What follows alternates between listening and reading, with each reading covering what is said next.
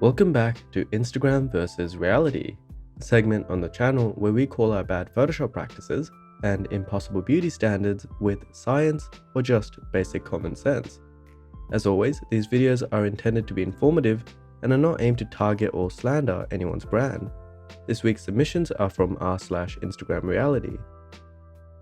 So for our first example, we have one of those makeup disasters where people just don't understand how lighting and makeup works, and they end up flattening out the highlights, the shadows, any kind of variation in luminance, and the skin texture in their pictures, which is just bizarre.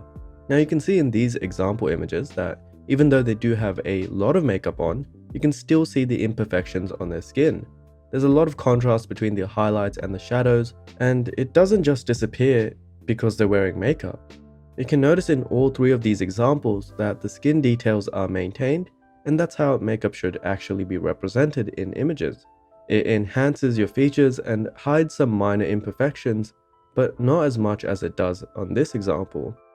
We've covered examples like this on our channel so many times, and to fix it, the solution is generally the same. We go with the sandstone texture, but here we're going to use a simple skin texture brush, paint the texture in, erase it from the parts we don't need, use the blend if slider to make it show up only in the shadows, and finally, to add more variation in the shadows on her skin, we're going to use a curves adjustment layer, inverse the mask, paint in the shadows, and increase the feathering of the mask to give it a softer look. That's a lot of work, but just if you know, you know, and if you don't, well, just enjoy the montage of the video or something. It still doesn't look perfect, even though there is some skin texture visible, but the skin doesn't really work that way because there are no repeating patterns and the texture isn't the same in two different spots. So this is as far as we can go given the resolution and the quality of the image. There was another really interesting photo on the Instagram reality subreddit where they took this potato and put makeup on it and it ended up looking like this. That's what most of these bad edits look like in terms of skin tone, where they should really be looking like this and this.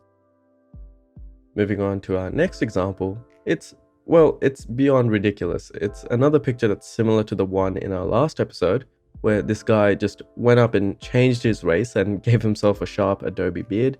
But now, in this example, it's not that dark skin, as you can see from his ear and the darkest shade. It's still a darkish pink, but the way they've edited this picture, giving him a beard like that, reminds me of this guy. It's exactly the same, with the beard being so sharp. Again, as is the case usually with edits like this, there are no highlights and shadows. To analyze this, we're going to use a black and white adjustment layer to give us a better idea of how the lights and the shadows have been flattened on this face. Since we've taken the color away, it's only the light values that you can see, and as you move the color picker throughout the skin, you can see that it's just a single shade of grey, which means that the light throughout is the same value. Now, if we look at the colors, there's a single shade of pink. We can confirm it again by using the color picker and painting the colors on a new layer, and as you can see, there are no highlights and shadows. It's the same shade of pink with no highlight, so the shade of pink is actually closer to white, and the shadow where the shade of pink is closer to black, and so if we take a paintbrush and start painting around his face, it doesn't look odd or out of place because that's just what it is. It's just color but with different shades, and since there is no texture, it's basically a cartoon at this point. But they've left the other details in because it's much harder to paint those, so at this point, the guy looks like a mix between Johnny Bravo and that Pixel 3D character I just showed you. This picture is a gentle reminder of how not to edit your photos. There's no fixing it. I mean, we can, but at that point, we're just painting on a new face rather than retouching an existing one. If we were to fix such a picture, we're gonna need an art restoration channel for these very unique art pieces. Would you look at that? There's another textureless guy. You can see on his chin that for some reason they've colored over his beard to get rid of it, and you really don't need to be an expert to tell that this is very heavily edited. Since it's another one of those pictures where the texture is completely gone, we're going to use the same old technique of adding a 50% gray layer, changing the blend mode to overlay, adding the sandstone texture on top of it, selecting the direction of the light, which in this case is the right or the top right, but it doesn't matter because the picture is of such low quality anyway. Finally, we take it away from the highlights, and for the shadows, we're going to do the same thing we did in the previous example. Take a curves adjustment layer, bring the midpoint down, and paint in the shadows, and increase the feather until it looks soft enough to look believable.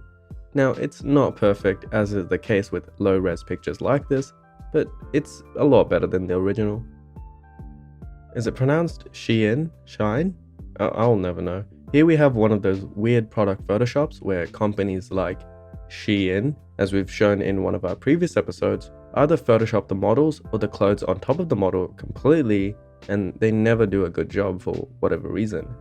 This one was from Amazon, and it's a very special kind of waist trainer, which makes your waist smaller, makes your elbows swollen, and makes your hips way too wide beyond natural proportions. You can spot this one from far away because it's just so badly done, because you can see her elbows are following the contours of her body and her hips don't match the rest of her proportions basically. Now, before I show you what she actually looks like, undoing some of that bad liquify work, if you're enjoying the video, then leave a like and subscribe to the channel for more Instagram reality and beauty standard talk. Also, all of the photos and plenty of other morphs are available on our Instagram, so chuck us a follow there. For this one, we're going to use the same old liquify tool again, slowly pushing the pixels back to where they should be, and since we don't know what the actual proportions of this model were, we're basically going to have to guess, and even if we don't get the proportions right, you can see that it's so much better with the less bent and swollen elbows. This next one is similar. It's almost as if I just went over another corset example. This one's not a product advertisement, but the woman is wearing a corset and it's cinched her waist and also widened her hips beyond natural proportions, whatever those are. You can see her left arm is very curvy and it's following the contours of her body. And that is enough proof to convince me that almost all of the picture you see of corsets, they've been edited to look that way. It's just so easy to edit. I'd be very skeptical of any company that sells a corset. To fix this, we're going to use the liquify tool yet again, slowly bringing the waist back in to where it looks natural. You can see the difference is a lot more believable than the original. Still a very thin waist, but not gravity-defying proportions anymore. In this example, it's a lot harder to spot because she's standing in front of a door, which I'm pretty sure is intentional because it makes editing so much easier without any discernible modifications to the background. This little bump here could either be protruding because she's very skinny and that's her pelvic bone, or, get this, that's the point where she bent her waist away from.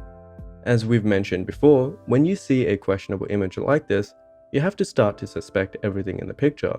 To confirm the suspicion, you can check by using the line tool to see if her waist is smaller than her head, and here it is, so this picture has definitely been edited.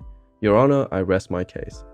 To properly edit this, again, we're going to use the liquify tool to bring her waist back to, although not the original size, but to a realistic one. You can see that this one is a lot better and it's just more realistic. Like, this is the general trend. What do you want me to say? Just realistic proportions. Come on guys, you can do better. Alright, so get this. There's yet another impossible body proportion example. People just really love looking ridiculous, and I think that's actually a trend that we should be looking into for our upcoming podcast. But anyway, I'll give my honest thoughts on that later. Here again, you can see that her waist is smaller than her head, so obviously it's been edited as well. When we fix this one, we're going to distort the background. There's a lot of ways to remedy that, and we could select the model, use the liquify tool on her, or use the freeze mask option in the liquify dialog box to freeze the pixels in the background and then move her around freely. We're going to go with the simpler option. We're going to bring the pixels back in using the liquify tool, and then we're going to use the duplicate of the original background and then the clone stamp to fill the rest back in. As you see in the before and after, this one is again believable, realistic, and best part is the background has been recovered. Alright, so I'm going to give you guys one more example. Honestly, I'm just bored of looking at the same thing over and over, and this one is a bit different. Here the editor doesn't understand how poses work, which is a new one. We've covered examples like this in our previous videos where the lady looked like she was pregnant, even though her hip just bulged out excessively by the editor. I genuinely don't understand how an editor and the person that the editor is editing the picture for thinks that this is a job well done, because it is not a job well done. You can see that her hand looks like it's hovering over her waist and the shadows have been painted in. This one is going to take a lot of time realistically to fix, but to show you the difference of how it should look and how it actually does, we're going to duplicate that part of the image, use the clone stamp tool to extend it, duplicate her right hip onto a different layer so we can now put it on top and move it into an appropriate position. Then we're going to mask out the parts that we don't need. Now you can see that the picture looks a lot more normal. The background is somewhat recovered, not perfect, but either way, it's a decent improvement. Alright, so that brings another episode to a close. Hopefully you've learned something about Photoshop techniques. I've kind of learned something in the clone stamp tool and recovering background. Fun fact, I don't actually do all of the Photoshop edits myself, we have a team. But I encourage you to follow us on Instagram where we post quality morphs and before and afters of all of the examples that you've seen here so you can see for yourself. As always, if you're enjoying the content, you can really support the channel by subscribing and click the notification bell to catch future episodes.